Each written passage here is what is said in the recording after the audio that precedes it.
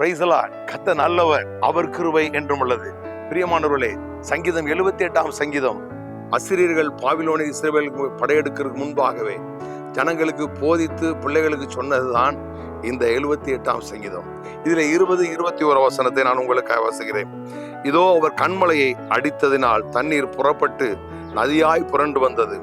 அவர் அப்பத்தை புசிக்க கொடுக்க கூடுமோ, நம்முடைய ஜனத்திற்கு மாம்சத்தை ஆயத்தப்படுத்துவாரோ என்றார்கள். ஆகையால் கர்த்தர் அதை கேட்டு கோபம் கொண்டார்.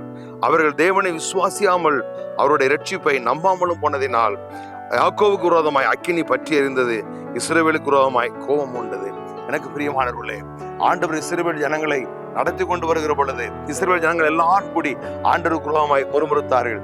கண்மலையை பிளந்து தண்ணீரை குடிக்க கொடுத்தார். அப்பம் தரக்கூடுமோ, மாம்சத்தை கொடுப்பாரோ என்று சொல்லி கடவுளுடைய வாக்குக்கு விரோதமாய் அவிசுவாசம் கொண்டு சந்தேகப்பட்டபடினால் கர்த்தருடைய கோபம் அங்கே பற்றி எறிந்தது என்று சொல்லப்பட்டிருக்கிறது. ஆம் பிரியமானவர்களே, நம்முடைய வாழ்க்கையில எல்லா சூழ்நிலையிலும் தேவனுடைய வார்த்தையை நாம் விசுவாசிப்போமானால் அதுவே ஆண்டவரை பிரியப்படுத்துகிற ஒரு காரியம். விசுவாசம் இல்லாமல் தேவனுக்கு பிரியமா இருப்பது கூடாத காரியம். ஆகவே எல்லா தேவன் சகலத்தையும் செய்ய வல்லவர் என்பதை விசுவாசியுங்கள், அறிக்கை செய்யுங்கள்.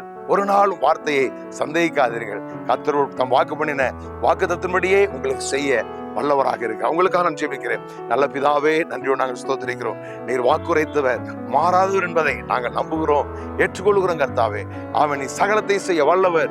ஒவ்வொருடைய வாழ்க்கையிலும் அற்புதங்களை செய்வீராக. உடைய வாக்குத்தத்தங்கள் அவருடைய பிள்ளையோட வாழ்க்கையில நிறைவேறுவதாக. இயேசு கிறிஸ்துவின் நாமத்தில் பிதாவே, ஆமென். God bless you.